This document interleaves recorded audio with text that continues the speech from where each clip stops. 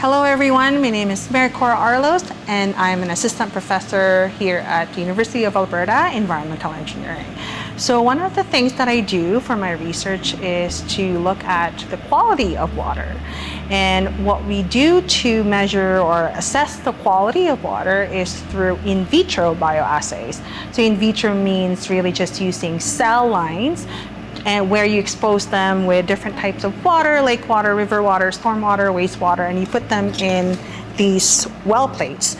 And what it does is, if there's an important contaminant in your sample, it's going to create some sort of a color.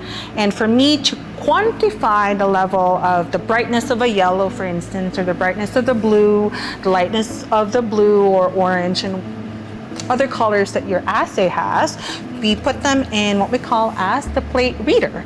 So it literally reads the plate and it provides measurements of absorbance, fluorescence, or luminescence, where I then quantify the data and assess the level of water quality based on that result.